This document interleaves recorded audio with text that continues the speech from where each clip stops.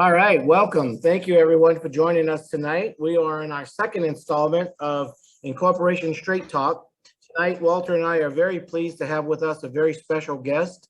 As many of you might know, Gary Watts was the former mayor of Shenandoah, and Gary joins us tonight to give a perspective about the incorporation issue from a mayoral standpoint, because he faced the battle and he understands it from a city aspect. So just a reminder, a little bit about Township Future before we get started. We are a grassroots organization. We are here to educate and inform the public, as well as support candidates who are independent thinking and can serve the Woodlands very well. So we very much appreciate Gary taking the time, and we very much appreciate all of you joining us as well.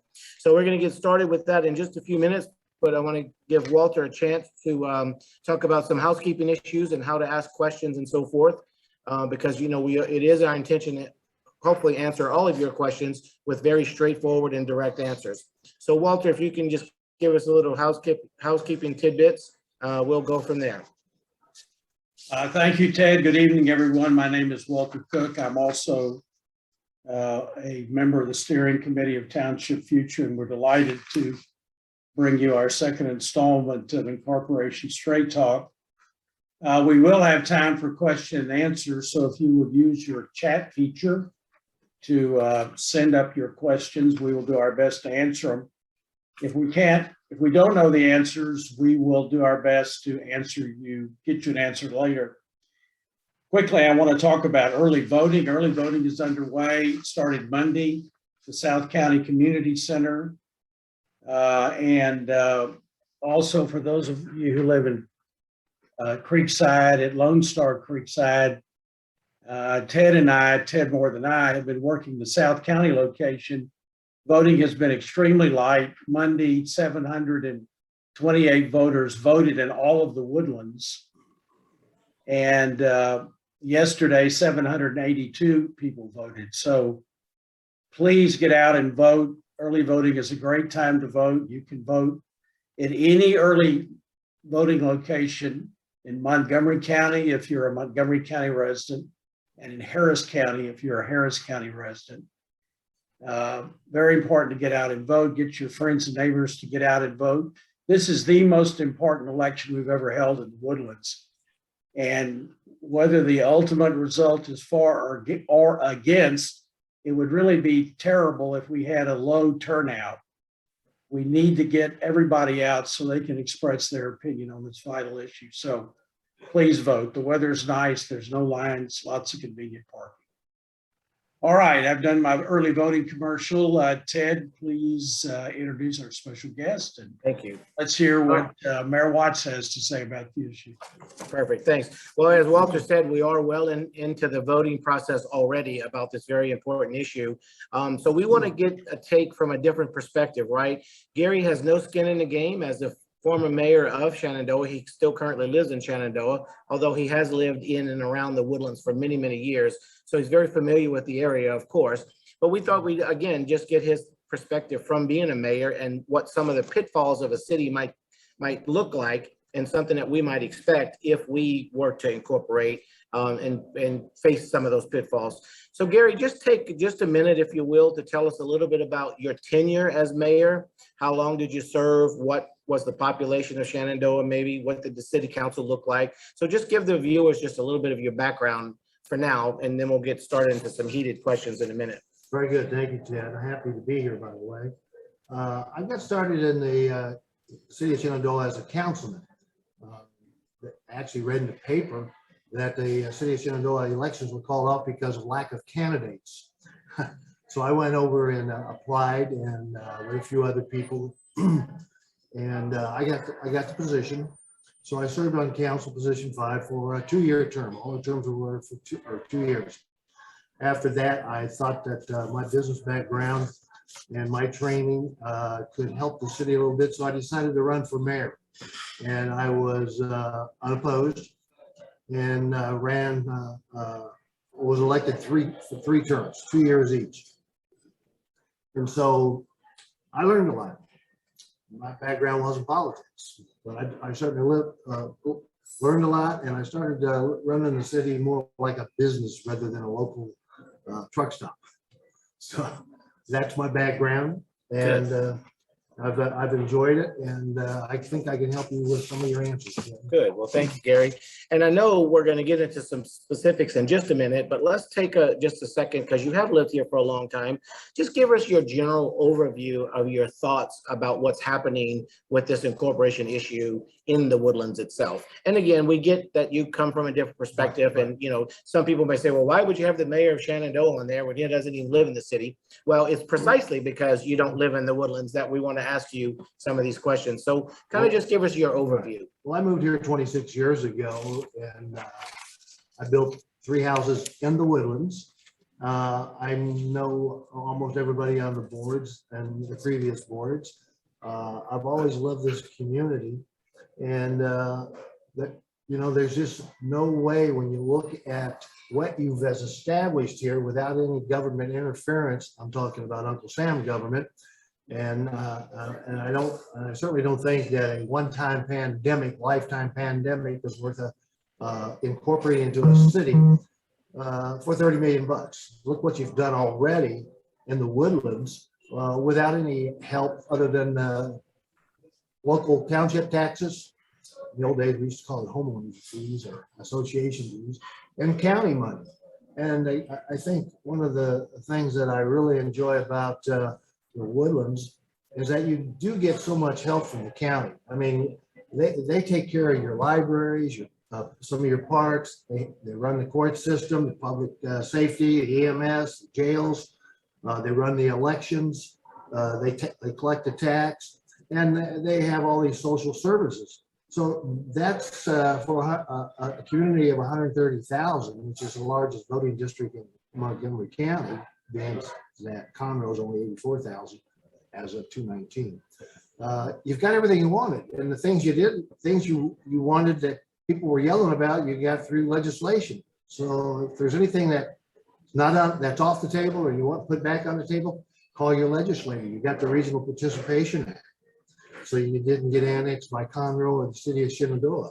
You got the MUDs in place if you become a city, or leave them alone the way they are. That's a wonderful situation for those homeowners on their water bills.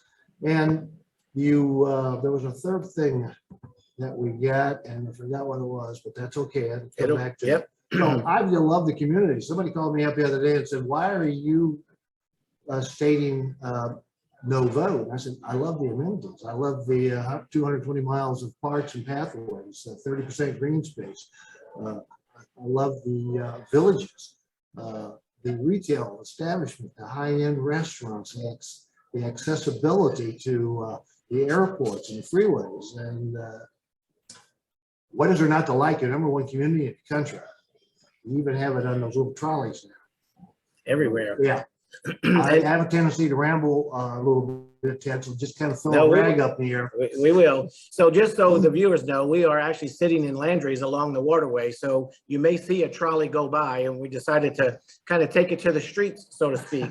But Gary, as mayor, you've had to deal with quite a few issues throughout your tenure. So can we talk about police coverage for just a second?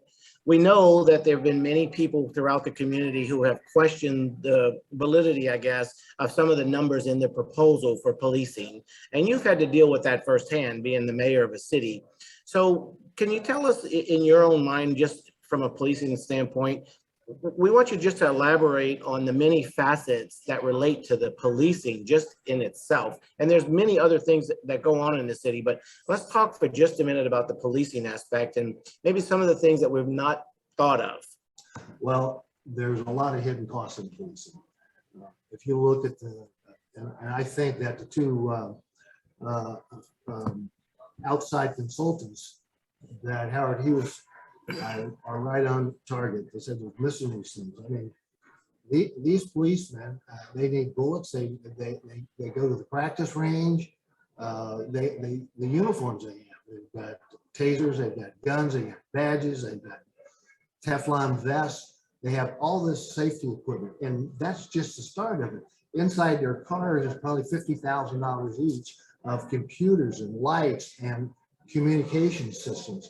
So I think that particular statement in the township budget is way underfunded. The other thing that I've uncovered is the fact that, as an example, the city of Shenandoah is giving their police department a 10% raise across the board. I don't know, that's going to cause everybody else to go up too. The other thing for the city to get a good quality candidates is the participation in the retirement fund. The city of Shenandoah is at the highest amount, and if I remember right, it's 8% matching. That's a TML retirement fund for civil servants. When this gets out to the other locales, you're going to have a hard time hiring people. The other thing is, it's a defying science, human resources. Nobody wants to be in human resources anymore. It's too technical. On the policing side, it's even more technical. So there's a lot, and there's a lot of layers of bureaucracy in a police department. You've got detectives, you've got investigators, you've got street officers, you've got captains, and it gets very confusing. To give you an example, the city of Shenandoah has gone through 3 police chiefs in the last 5 years, and they let an assistant police chief go. So I think it's underfunded. I think they don't know what they're running into it. I think Grant Henderson has a good handle on it. Look what he's done the last 15 years. I would say this, and I get asked this question a lot: what's the difference between city policing and township policing? I said, well, you know, I don't go to places except south of Montgomery County. When I get stopped by a sheriff's deputy or a constable, he knows I just live around the corner and he's going to get me home. If I get stopped in Houston, I'm probably cuffed. But I know that those judges down there will let you out. The other thing is, they talk about the revenue from traffic tickets and fines. That was a lost leader in the city of Shenandoah. I shut the court down. When you pay for a judge, a bailiff, a prosecutor, assistant prosecutor, a court clerk and her staff, and all the medical and benefits and allowances, we were losing money. Now, I know that in radar.com, when we made the front page, they thought we were really filthy rich. We were losing money. So I shut the court down and gave it to Matt Beasley now. Right. And they take care of it. So again, the county gets the money, Shenandoah gets nothing. You don't want to be stopped on the freeway. You want to be stopped back in Alden Bridge, Right. Panther Creek. Okay, I hope that helps you a little bit on the police. Well, one last aspect about that, and we'll move on. We have a question from one of the viewers that we want to get to. But one of the aspects that came out in the election last go round, and I think Jimmy Dotson's the one who brought this out. You know, I don't know that anybody's talking about the liability exposure, that if the city of the Woodlands were to have its own police department, we would have a massive, or could have a massive liability exposure there, either with high cost of insurance or having to pay out a settlement. Can you touch on that at all? Or Yeah, well, that is absolutely true. And we have an association called TML, Texas Municipal League, and all the cities in the state of Texas, I think there's 1,235. They belong there. They pay a premium, and after a lawsuit or a claim goes so far, they take over. But that premium is high. I think we pay less in Shenandoah than we would in Houston or South Houston. So that is a big budgeted number. Absolutely. and I think it's a fair contention. I think it's a fair point that people raise. Yes. Yep. So here's a question from the audience, Gary, if you can answer this, and I think it's a fair question. It says, why was incorporation the right thing to do for Shenandoah? How does it differ from the Woodlands being incorporated? Well, that was a negotiated deal in 1976 between Conroe and the Woodlands. We incorporated because we gave up some land. I think the regional mall sits on that land now. We got a hospital in the city of Shenandoah, although it's called the Woodlands Hospital. The people in Shenandoah Valley, the original 503 homes, did not want to be part of the Woodlands in the 70s. They wanted to be their own little city, highway city. There was only one entrance. It was just above Denny's. There was no Research Forest entrance, no Wellman Road entrance. So they didn't want to be part of anything except themselves. And they were that way for a long time. I think a few people came in on the council probably changed some of their thinking because of the amenities surrounding them. And, you know, who would ever thought that the city of Shenandoah Incorporated would now have 7 gated communities with houses up to $2 million on the resale market. Well, in all fairness, and you may talk about this a little bit later, but in all fairness, the Shenandoah and all the surrounding communities would not have grown nearly as much as they would have without the Woodlands being there to kind of be the draw. Absolutely.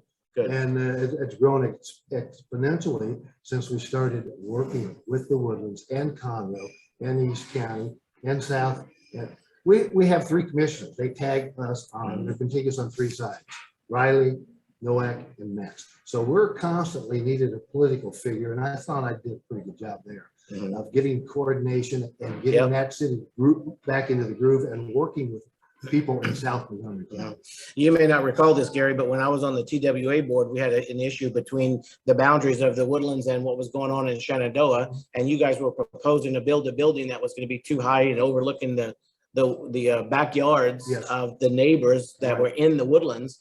And so I remember going to City Hall and meeting with you and the city planner at the time, and we got everybody involved and we worked through the deal. So cooperation is a very important piece. That building got off the market. We have a patio community in there of $700,000 to $800,000 houses. We put a roundabout out there and we put Vision Park through. Yep. So cooperation with other entities, of course, is very important for any community. But I hope that answers the question in that, Shenandoah incorporated under much different circumstances at the time in 1976 than what the Woodlands is trying to incorporate in its current state today. Back, I can take it. Back in those days, you could take a 2-foot line down Highway 45, and if it was contiguous to Shenandoah, then Conroe could annex it. Right. That is no longer legal. Yeah. And again, that's all part of what we work through the various processes. Let's talk about control for a minute, and this might answer the next question that came up, because I wanted to ask this question myself. Throughout all of this campaign, we talked. People are saying, "Oh, the Woodlands would have control, would have control, would have control." And I know they're referring somewhat to the roads, but I don't want to talk about roads just yet, because we'll get to that in a minute. But as the mayor of a city, you would have certain control, certain things that are within your control, but then there are certain things that aren't. Can you touch on or discuss a little bit how a city must still work within the confines of the county and the state and the federal government, and what limitations those other governmental entities might place on a city that maybe the Woodlands doesn't have today, but it might have as a city? I mean, how is that layer working? Well, I look at the township board as a mayor and council, just like Shenandoah, mayor and council members. They were elected by the people. They've got great governance, quality people who trusted the elected officials got elected. So it's very similar to that. But sometimes in the state and federal government, you get unfunded mandates, and those things are hard to bite. And that's where TML comes into place. And if the Woodland was a city that joined TML, and that would be their lobbyist for the legislation. But there's Shenandoah got $750,000 on ARP money, COVID money, and they don't know what to do with it. Somebody told them we should send it back because we're a very rich city. And a lot of people don't realize that Shenandoah is one of the richest cities in the state of Texas on revenue per capita. And by the way, there is about 3,000 people in Shenandoah. That was one of the things on our cheat sheet here. But when working with the county, they gave us $400,000 to complete Wellman Road all the way to I-45. That was a county road, and once they built it to our specifications, we took it over. Right. And that kind of goes to the question that was asked about cooperation, and I want to get to that in a minute, but you mentioned the word mandate, and you said government mandate. So what you're basically saying is the federal government and state governments, and I guess the county to a certain extent, can mandate what cities do and must do and can and cannot do. Is that a fair statement? Yes, that's a fair statement, all the way from mass to shutting retail shops down and restaurants. There's mandates, and some of them are unfunded. And there's where you have to find surplus funds or come up with a new revenue stream. And those revenue streams, well, one of the revenue streams is hotel occupancy tax, hot tax. That's a 7% on every dollar that you spend at the hotel. So when they say it's $100 a night, you're really going to get out of it with state retail tax and hot tax for about $150. But there's only 7 things you can spend that tax on, and it doesn't go to the budget. I'm not sure where all the hotel tax goes in the township. If it goes to the budget, or does it go to putting heads in beds. So But that likely would not change if the Woodlands were to become a city, that aspect of it. they would have to follow state laws. And one Right. of the strongest lobbyists is the motel industry. And that money cannot be used in a general budget. It has to be used to buy an arena, build a sports pavilion, or put heads in bed, sponsor a convention. Right. things And of I that think the nature. Woodlands already does a great job doing that. I think Oh, they they use will, their yeah. hotel tax excellently, and, we've grown the area. And so I think they've done an excellent job. But I want to get back to the control feature aspect for just 1 minute, because it's such a hot button out in the campaign area, and we hear it working at the polls. So I think what I'm hearing you say, that yes, maybe there are some control that you would have, but it doesn't eliminate the mandates that would still be placed on the Woodlands if it were a city by the county. You don't get away from any You of don't that. get away from it. Right, No, you do okay. not. They'll be, if they become a general law city, they have to do exactly what the state legislature tells them to do. Right. Once they become a home rule city, if they do, Forsyth, hindsight, then they can do anything they want. Right. As long as it's legal. There you go. So there are still limitations, even with the voices that say, oh, we have total control. There's no such thing as quote unquote total control. Well, when I look at all the cities that I've been familiar with and the cities I've lived in, and I come to the township and they say, well, I don't have this. Legislature. Yeah, you can always figure out a way to make it We got work. 130,000 people. And that's one of what the question was about, cooperation. And I know we kind of touched on it a minute ago, and I want to switch over to Walter because he's got a couple of questions for you. But let me just make sure I go back to this question, because I'm trying not to leave any of the questions unanswered. So the question actually is, how much interaction and cooperation do you have with the cities, the county, and other governmental entities? I guess the question is, does the city of Shenandoah have, or what the Woodlands would have, cooperation? We're a little bit of a hybrid because we're on the freeway, okay? So when I was mayor, and there was a commissioner named Ed Chance in spot number 3 down here. Traffic was backing up on the freeways, the frontage road. To get to Shenandoah, you had to get off down by the Woodlands flyover and drive through Oak Ridge. There was no exits. So we got exits exiting south up by the cemetery just below the BMW. I didn't want to say Twin Peaks. And we got a ramp getting you off and Portofino. A lot of people don't realize Portofino's in the city of Shenandoah. Right. But we work with a lot of people doing that. That was commissioner and the county judge, along with funding from Metz, because well, it wasn't Metz back then. Right. But it was a commissioner in District 4 and TxDOT. Mhm. So we got exits and it didn't cost us a penny because it's a freeway. Right. But there's other times where we need to work with them. We're trying to finish David Memorial Drive. That's been on the books for 15 years. And that's where we're working with Conroe, Commissioner 1, Commissioner 4, Commissioner 3, and Commissioner 2. Yeah. Okay, and TxDOT. Yeah. So cooperation is very important. And Very I think important. that's the point that the viewer was getting to. So there's a couple more questions in the queue, but before we do that, let's go to Walter, because I know Walter has a couple of questions for you, and we don't want to drag this out too long, Gary. Again, we really appreciate you being here. And you might have to kind of listen for Walter because you're Sure, coming through a that's fine. different speaker because we're, again, remote. But Walter, I know you had a couple of questions for Gary. I want to kind of turn it over to you for a while. Thanks, Ted. Good evening, Gary. Good to see you. It's been a while. Let's talk about roads for a minute. As the Woodlands is currently situated or set up as a special purpose district, we're unincorporated. So the county, through the commissioners that have jurisdiction over the Woodlands, take care of the roads. They don't build the roads, but they maintain them and then replace them when needed. And the funds that they use to do all that work come from the county property tax, not the Woodlands property tax. Can you give us some perspective? What happens in Shenandoah? Who pays for the roads in Shenandoah as an incorporated city? That's a good question. The Wellman Road at one time was a county road because it didn't go all the way through. So after Greg Doyle and Charlie Riley finished that road at their expense of $400,000, they built it to city specifications and they turned it over to the city. So now we maintain it and it's no longer a county road. Now, I think one of the most interesting aspects of what the county can do for you in road building is if you look at the bridge that's being built over Gosling, down south of Gosling over Spring Creek, going into Creekside into Harris County. That's an $8.2 million project. Mr. Nowak, Commissioner 3, put in $4 million. And Commissioner Cagle from Harris County put in $4.2 million. That whole project is in the township of the Woodlands. Now you talk about working with people. That's a great deal if you can get one. So I don't know, you know, there's $8.2 million of a needed access to get out of the south side of the Woodlands and through Creekside into Harris County and vice versa. And the township didn't pay a penny.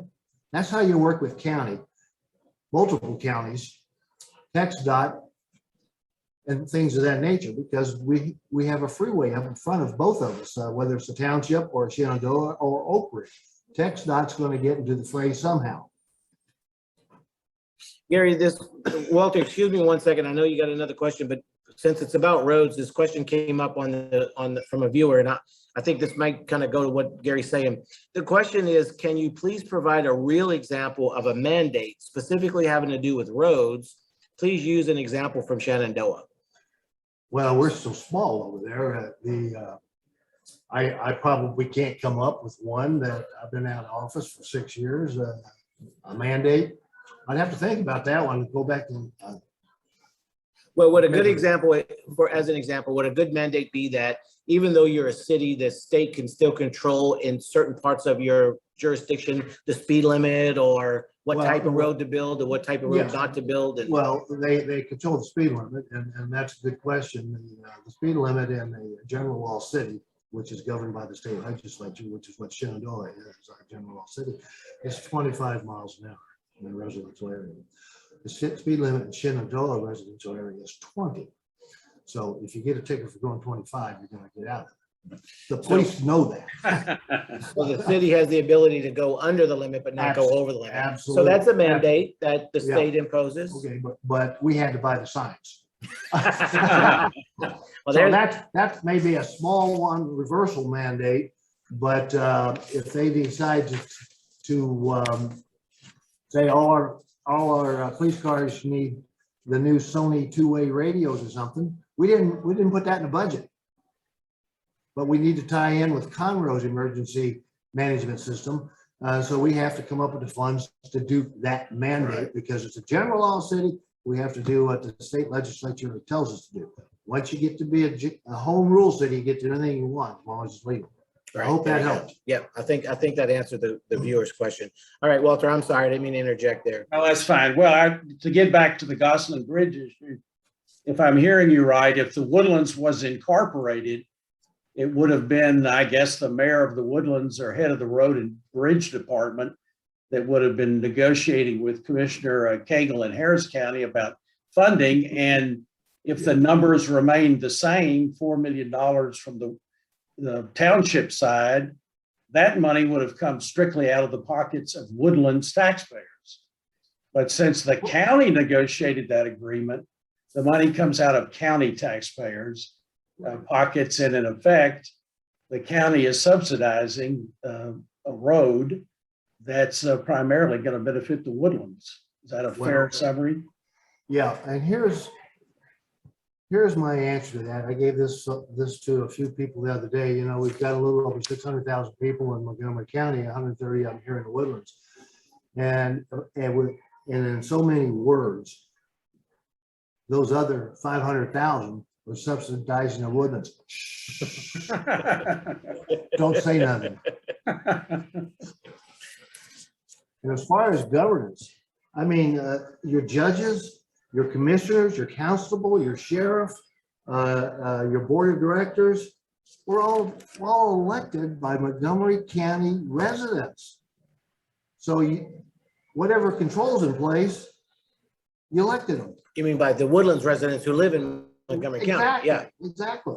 They're the ones who vote. Now we don't always have a great turnout, and that is why I think they've lost credibility on the board, because they're doing it an off year, when for the last 3 or 4 years we've been saying an even number election so that we get more people out. We know we have low turnout except for private groups or packs, you know, they Right. get their people out. So this is, they lost a lot of credibility with me on that one. Well, one final part on the road issue, and I guess it goes for a lot of governance issues. You can't just hide behind your city limits and expect to provide your residents with the kind of services they want. Clean roads, maintained roads, roads that get you around, protection from flooding. You've got to work with the county, the state, and the federal government, particularly on roads, because the cost of roads is just astronomical. Right. Yeah, and there's and we all know about the HGAC. I was on that board for 2 years, but it takes about 11 years to get funds out of them for major projects. And there's other cities bigger and they have more pool. But there's just a lot going on with roads and maintenance thereof. The first thing that if you become a city, Walter, you're going to have a city engineer, not $175,000, and he will request quotes for building roads or extending roads or widening roads, like we've done a research for us a couple of times. And so he has to hire somebody because you don't own a backhoe, you lease it all. If you look at the other thing in personnel that you would have to do as a city, you know, all these orange trucks out there that are cutting grass and cutting trees and clippings. I don't know the name of them, but you would have to take those into the city under the Human Resources Department. And if they have a green card, you'd have to hire them. And now they get more benefits and higher salary. But you don't have a backhoe, you lease it. You don't have a tractor, you lease it. And those little golf carts out there, the same thing with those people that are picking up the trash. That is all manpower. And not only are you just paying for the manpower now, but you're going to have to do 401ks. You're going to have to do retirement. You're a city. You've got all these mandates that city employees have to get. Yeah. There's one for you. You know, I'll know that 28 to 35%, depending on what department you work in. Right. And that getting quality police officers, I'll say it one more time, you got to do the max matching for the retirement. You got to give them good working conditions. You got to give them pay based on their education basis, and they get phone allowance. They got to go to the shooting range. They got certificates they have to keep enforced. They got to go to the meetings, and they still got to do their job. Good. Walter, I know you probably have another couple of questions, but I see one other question that came up on roads, and it's probably not pertinent to our conversation, but in full transparency and, you know, being the information giver that we profess to be and we want to be, I want to ask you the question, Gary. If it doesn't fit, just say so. And because you're not an elected official any longer in Shenandoah, but the question is Shenandoah at all concerned about Commissioner Nowak's statement to make the Woodlands Parkway extend to 249 and to widen the parkway to handle increased traffic? Will Gosling and Kirkendall highways become north-south thoroughfares? And I guess the viewer is putting the question pointedly at Shenandoah, but I know the Commissioner Nowak came out just recently and said there's no plan to widen or to change Woodlands Parkway. But your perspective, you have anything on that? No, my perspective is those would be outside our city limits. We've got our own traffic problem over there, and it's called Woodlands residents trying to get to work and trying to get home. Okay. Another one of those cooperation things, right? We're working with them. But those particular projects, roads and avenues that you mentioned, are out of the jurisdiction of the city of Shenandoah. Typically on traffic that helps the Woodlands, our mayor and council are silent.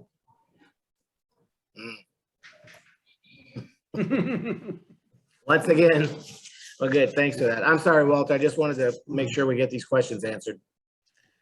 No, that's fine. I really don't have anything further for Gary. I just say appreciate you coming and appreciate your perspective as a mayor. We've heard from consultants, from a whole host of people about what the future may bring if we incorporate it. It's refreshing to hear from someone who's actually been a mayor of a type A, class A general law city, and to explain the costs of being a city and the hassle and the people you got to hire and all this other stuff. And we just appreciate that very much. I'd like to just add one more thing on revenue streams. I think I mentioned it earlier.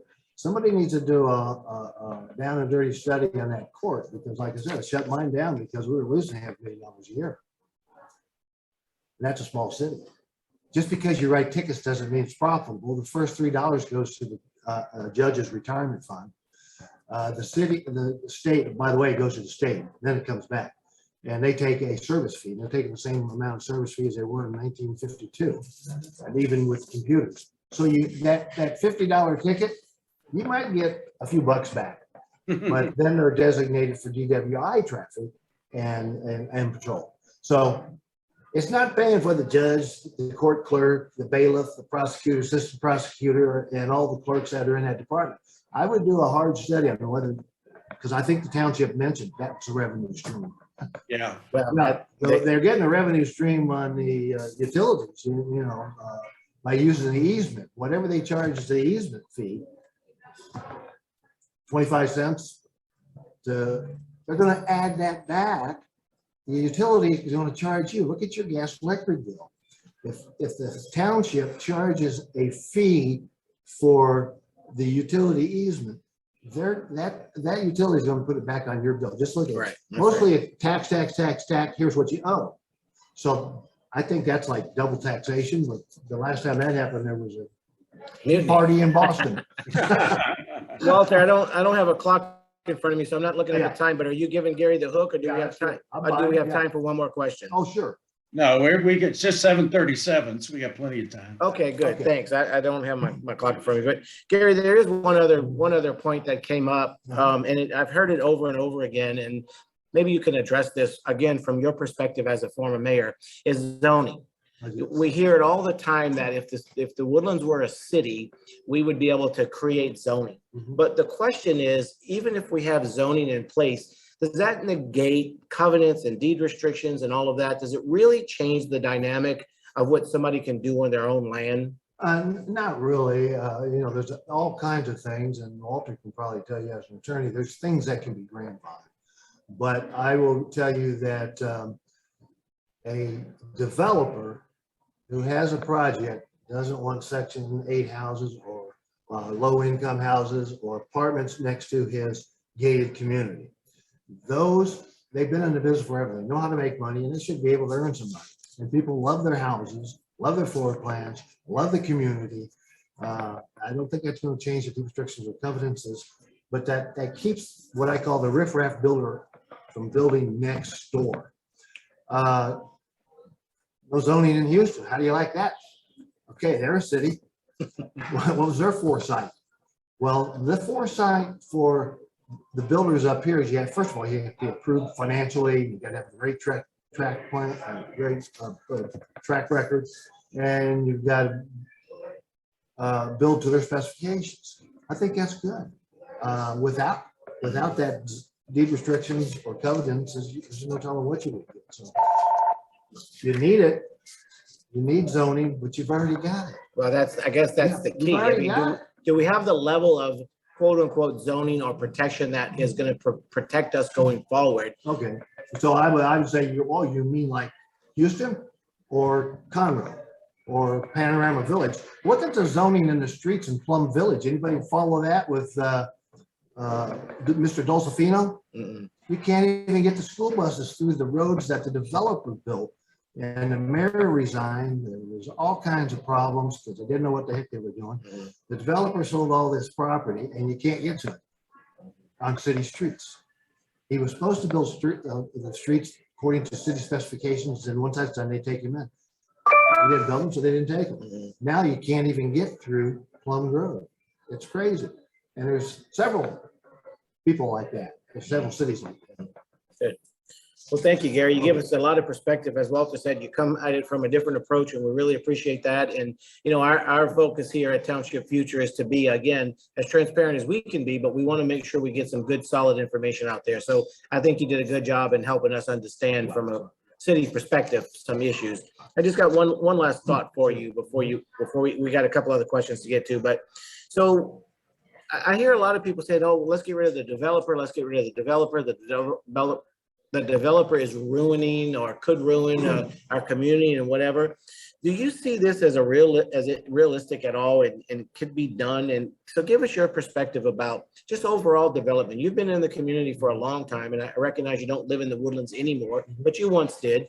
Give us your perspective on just development in general and where you see it going over the next 5 to 10 to 15 years. With your Howard Hughes. Well, with Howard Hughes, or Yeah. if they sell Well, out, or, well, you know, yeah. being the Woodlands, we've had how many different owners of the development company, No, right? 5? What, yeah, you, Howard Hughes, Goldman Sachs, Crescent, Devon, and Mitchell, and probably somebody else in there. General Growth But Properties.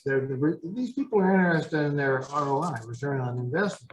And then what are we, 11 to 12% short of completely developing the township of the Woodlands? Let them do their thing. They're gonna complete a masterpiece, and that's gonna keep the patchwork quilt people out of here. Right. The ones, what they leave now.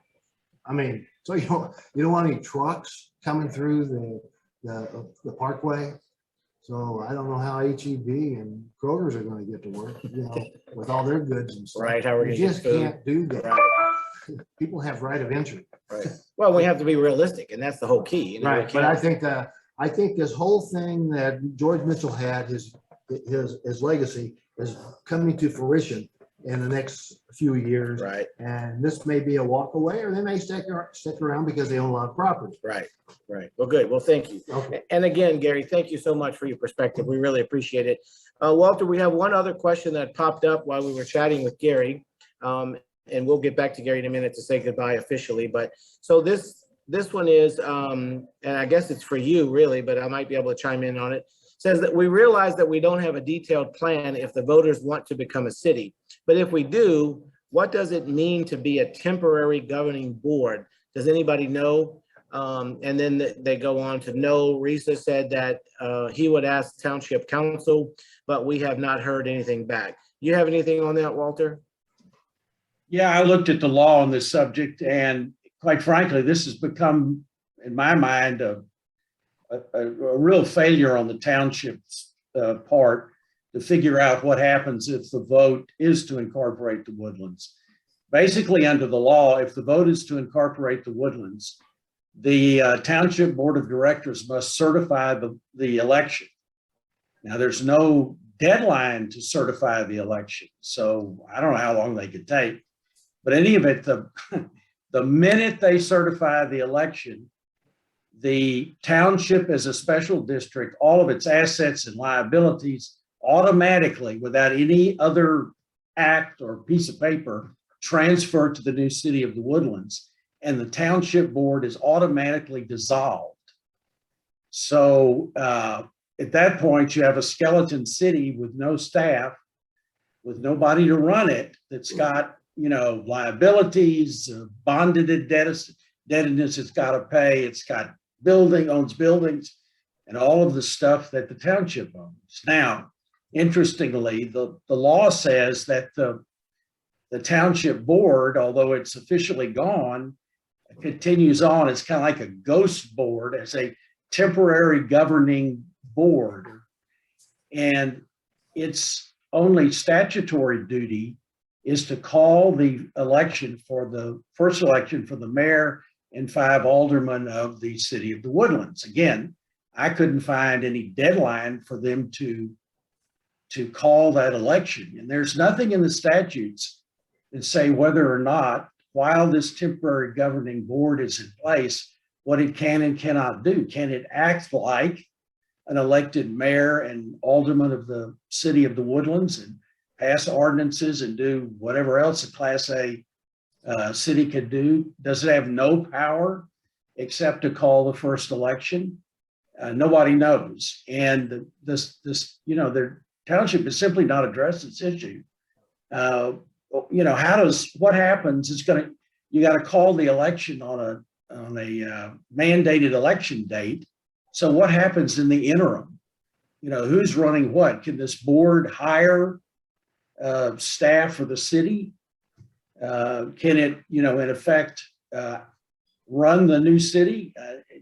We don't know. The statutes don't say that. So without a detailed plan that's, you know, been blessed by somebody that knows what they're doing, I think you're just basically stepping off a cliff into total chaos.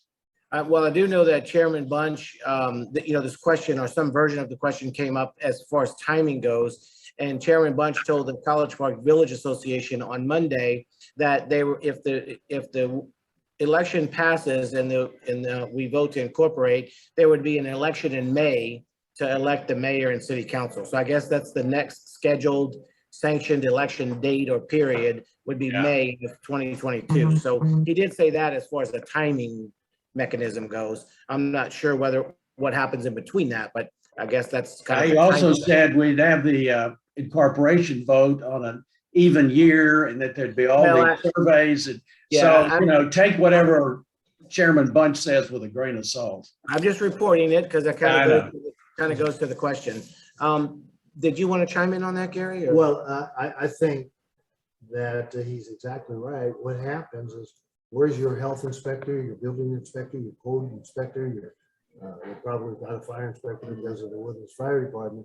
What about city engineer? Who's running the water and sewer department? Who's buying new equipment and what for? I mean, there's so many. Yeah. If I'm voting, I want to know some things. Right. Well, and I think that's what the voters are asking. I think that's what most of the people who are against the incorporation are asking. And, from our stance, from Township Future standpoint, we only asked for a postponement so we can get some of these questions answered. Right.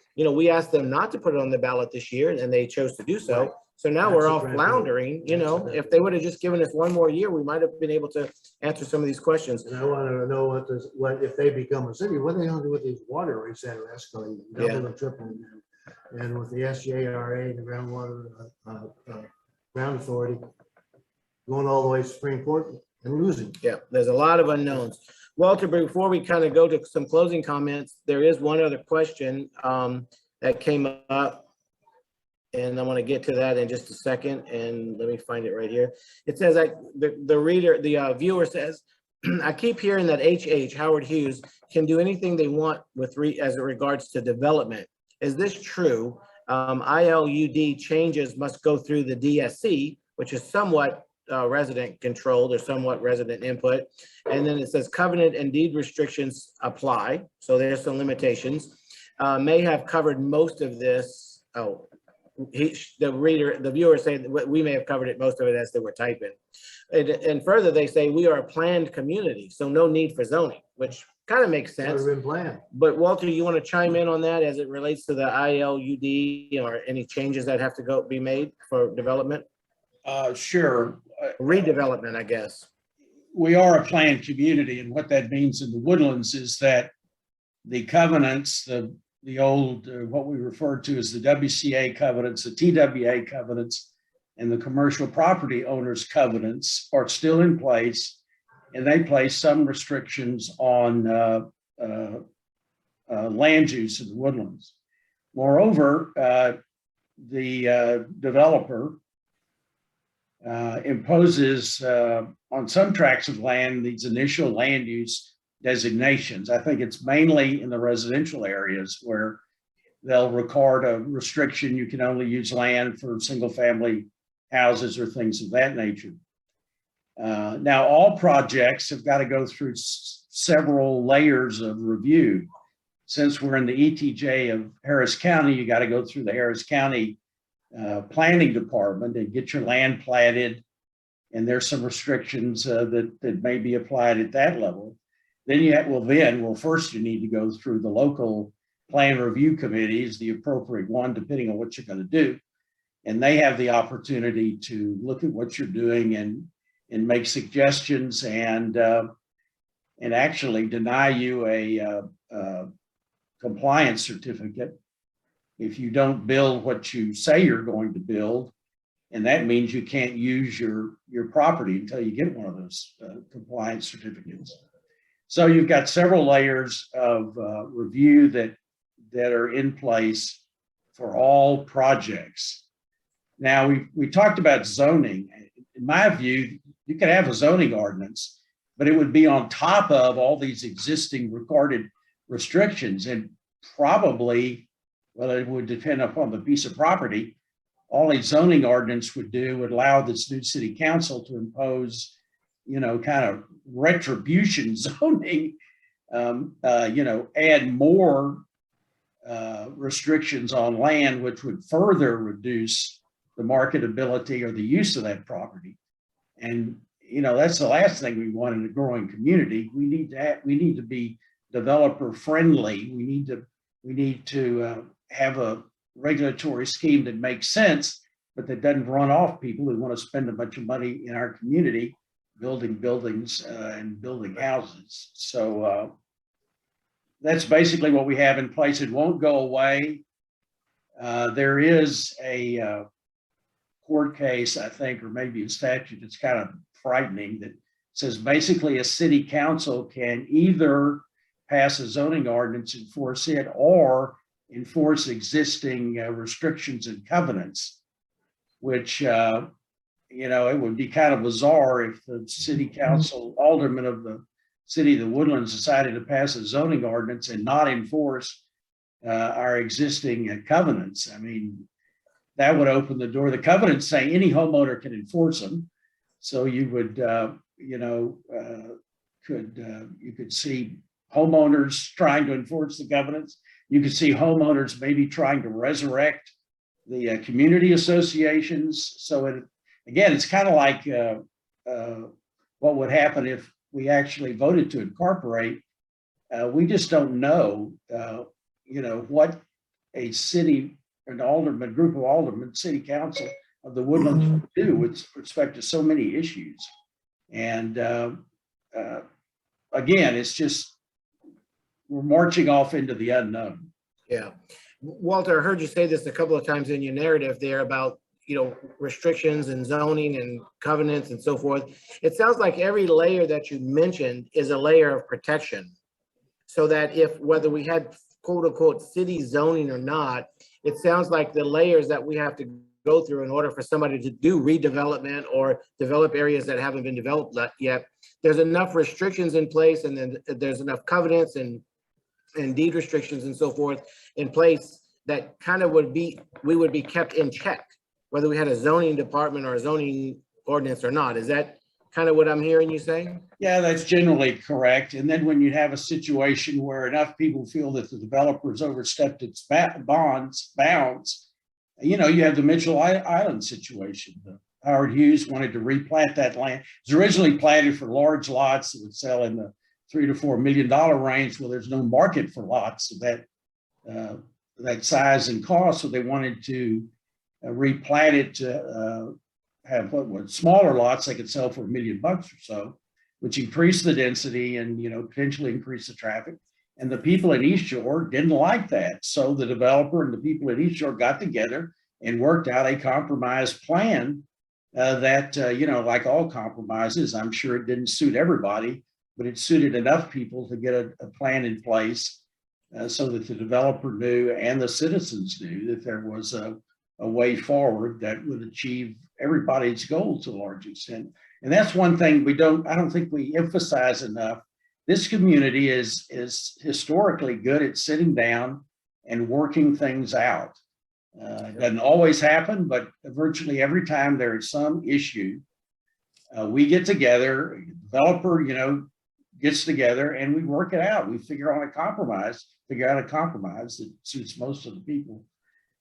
So that's another layer of protection that you need to recognize is in place. Yep. And I think that, what Gary and I were talking about earlier when he was the mayor and I was serving on the TWA board, and that's just one example of the many things over the years that we've compromised and come together on. And, the city of Shenandoah was listening to the concern of the residents of the Woodlands, and we worked it out, much like the example of Mitchell Island. The residents in East Shore were concerned, and, the developer sat down with the county, they sat down with the township, and everybody came together and they worked it out to everybody's satisfaction. So, cooperation is the key, whether we're a city or not. And like you said, we've had a great history of having to do that and having to sit down and work with other people. Walter, anything from your standpoint, from social media, anything that you have that we need to kind of discuss or talk about? I know we're getting down to the wire here. Well, we're running out of time, but there have been some items floating around. We may postpone this until for next week. Peggy Hausman sent out a letter that we could certainly comment on. And then Chairman Bunch appeared before the Texas Women for Justice, TWJ. And they submitted some written questions to him, and he submitted written answers. So we could talk about that. You know, that's one peeve I've got about this whole process. When the township has published all these reports and all this massive amount of information, numbers that, the ordinary human being can't figure out, but there's never an opportunity to talk to these people and ask them, what do you mean? For example, they budgeted $30 million for a police station in municipal court. Well, that was the number in 2020. Now it's 21, and everybody knows materials have gone up. And so, but they still budget 30 million. We need an opportunity to say, what are we going to get for 30 million? Why is the number the same it was, a year or two ago? And that's just one example. But they won't let you do that. They say, go read, go to the website. And the website, all these reports are prepared by consultants paid for by the township. There is no report out there that says, well, we looked at these numbers and we've got some problems with them. And so it's really inhibited the ability of the voter to understand what's being proposed and whether these numbers they claim will not cause a city, not cause our taxes to rise, are actually an accurate prediction of the future. Right. Well, I know one thing that was in social media just as recently as I think it was yesterday was the comment that director Dr. Sekula Gibbs made about and Howard Hughes executive telling a group that they were going to narrow the median in the Woodlands Parkway to accommodate traffic. So I happened to be at the polls yesterday at the same time she was there. So I went in and asked her, I said, well, what's the basis of this? And, where did this person say that? And she said that it was one of the executives at Howard Hughes. And she mentioned his name to me. I don't want to mention it here because he's not online with us, but she mentioned it. And so I said, okay, thanks. And it was at one of the Village Association meetings. So I went back and asked the person who she told it, said it. And he said, no, that's not accurate at all. And it was kind of misconstrued. And I'm not saying she did it intentionally, but it was kind of misconstrued because it was a comment that was made by Commissioner Nowak that was just a hypothetical based on a scenario that somebody asked at the meeting. And then somehow or another got twisted around. So these are the things that are out there. And these are the things that we're having to be careful of is that, somebody posts something on social media. And to your point, Walter, we don't have time to get it cleared up in real time. And the next thing you know, all that misinformation is stewing and people are making decisions based on that. So, again, our objective for being here on these calls is to try to get to the bottom of some of the misinformation and then to just get facts out and just let people know what's going on. And to what I said earlier, we, Township Future, asked initially to just have a postponement of this vote so we can kind of get through the numbers, like the example of the $30 million for the jail, which is now maybe much higher than that. We don't even know, but it would give all of us a good opportunity to really see what the bottom line is and see what the benefits are, what the costs are, but we just weren't given that opportunity. So we still stand behind our position to, encourage people to vote against incorporation. And at some point down the road, when the clouds are lifted and the picture is much clearer, if we see that it is a benefit, maybe we change our minds. But so Walter, anything else from you? I want to say goodbye to Gary on this end, but I want to see where you stand at this point. Well, while you're saying goodbye to Gary, we have an attendee that wants to ask a question, and she put her hand up, and that led to the question, how do I ask a question? And so I'm telling her to use the chat feature, so hopefully she will ask her question while you're saying goodbye to.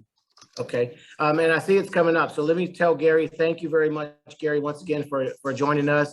Again, we're just trying to put out some facts. Your perspective from your position as mayor certainly brings to light a couple of things for us. And you've made a couple of eye-opening statements that we need to now think about. So we really appreciate that. And I know it's getting close to your bedtime, so I don't want to. Gary gets up at 4:30 in the morning, so I know he's approaching his bedtime. But Gary, thanks again for everything. And you and I have known each other for a long time and been friends for a long time, and I appreciate that. But I appreciate your candor and your experience as it relates to our topic tonight. Well, I've just discovered one more thing before I go, that we could say the township could save $30 million, just continue using the county jail. It's already built. Yeah, and that I think also that is part of what could be part of the revised plan, if you will, because that did come up also, that the chairman said that, we don't have to necessarily have a jail and all that stuff. So, but those are the questions we need to know, and we just don't have time to get those answers. Thank you. So Walter, did you get the questions from the viewer? No, unfortunately, if she will email me her question at wcook with an E at obt.com. After we sign off, we'll get her an answer. Okay. Well, I see that the question was about, it says, I wish I could ask a question about law enforcement. And it Oh, says, there it is. I see. can you see this? But I don't see a question there. And we probably have just a minute left that we could, answer that question maybe if they can get it up before we have to sign off. Or again, you can write to Walter and we can get that question answered for you on our website. Here she says she'll email the question as mentioned. Okay, perfect. And we're more than happy to get that out there. So once again, thank you all very much for joining us tonight. We really appreciate it. As Walter said earlier, early voting has started. We encourage you to just take a step back and think about the issues, think about the circumstances, think about the detriment that we may be rushing into. A vote against incorporation now can certainly be reversed down the road if we choose to do so, but a vote for incorporation cannot be reversed if it ends up being a mistake.